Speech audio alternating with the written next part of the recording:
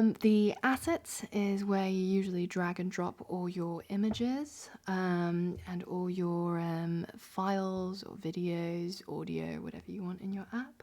And this, you can see another storyboard. This is the main storyboard. And this is where you design your iPhone app. Let's make it a more familiar kind of shape in your iPhone. The reason why they introduced this big square thing, which I hate, is because they wanted to be able to cater to people who want to make universal apps, so designs for iPhone and iPad. We're going to go into that more detail when we do the design video, which is coming out. But for the time being, let's just leave it as where we do the designs for the iPhone. And this is where you put your assets for your iPhone app, although this asset can also be moved and shown on the Watch app. It just takes a little while longer, which is why I tend to put everything into here, unless it's too big, of course. So I want to show you something kind of cool. If you go into the Watch app, this is where your watch design is, but I kind of want to flick between the code and the design. It's kind of hard flicking through. Okay, life is hard for me. Let's do this.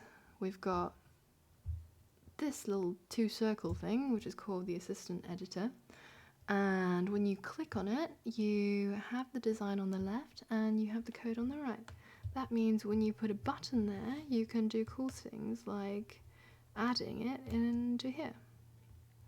Right, we'll do more of that later on, but let's go ahead and make our first app. So you're going to learn all sorts of shortcuts because you're going to do this many, many times. I tend to configure the shortcuts in Xcode preferences and key bindings. You can change whatever shortcuts you want, and a really useful shortcut is getting rid of the utilities pane, getting rid of the assistant editor, and also showing something called the debug area. So this is where you essentially find the bugs in your code, the debug area. When something goes wrong, you're going to rely on this screen very heavily, but again, I'm going to leave this until a later tutorial. We're going to keep this really sweet and simple.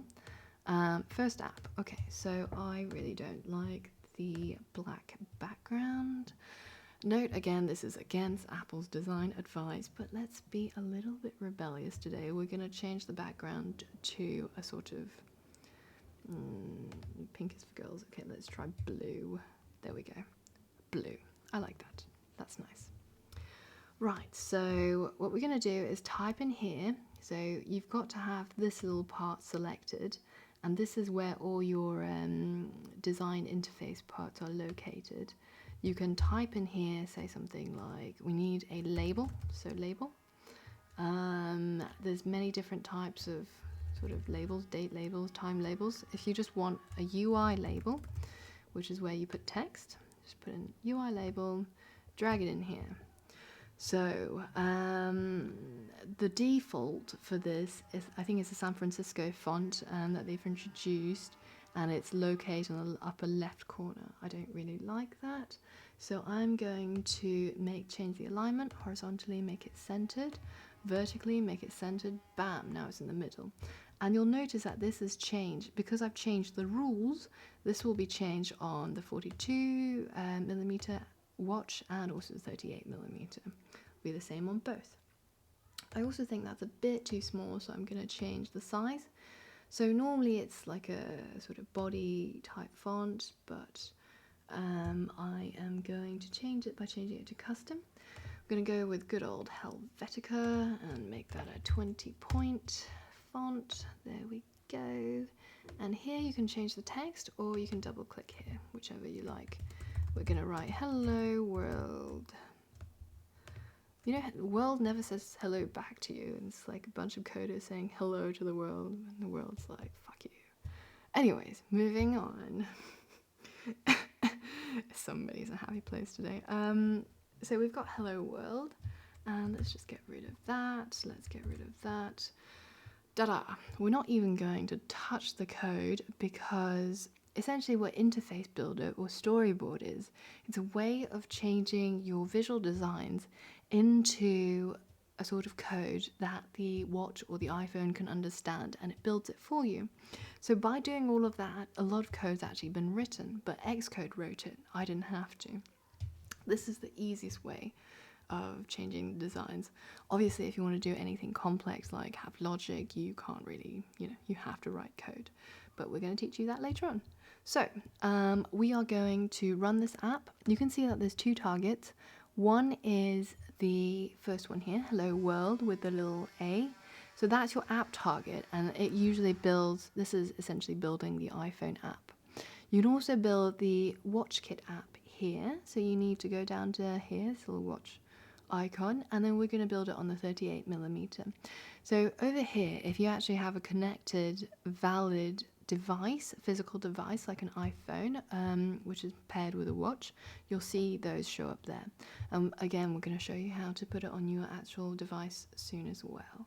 So let's just make sure that's clicked, and then we click this play button, which is run. So it builds the code and then it runs it on Apple's simulator.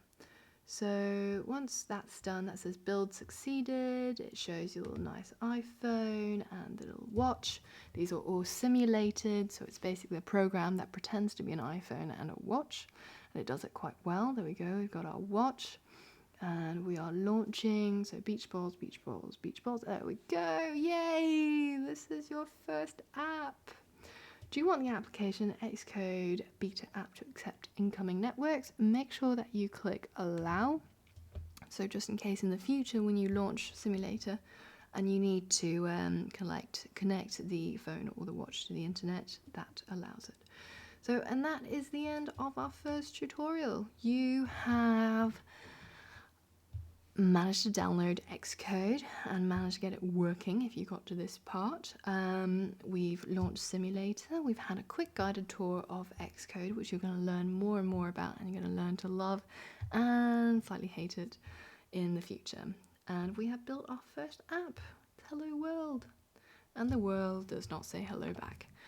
But if you want to say hello to us, please go and head over to Twitter and follow us on London App Brewer. We have a Facebook page. We have a website where you can check out our amazing courses. We are due to launch our remote courses. So at the moment we run these awesome 2-day weekend crash courses where we take you from no coder to coder. So we teach you how to make 5 commercial apps from complete scratch, and you essentially walk away with 5 apps on your phone that you can show all your mates, and you'll be like, I'm a coder, and everyone's like, high five. This never happens, but anyway, we can wish. So it was great having you guys, and look forward to the next watch app. This is goodbye from Angela.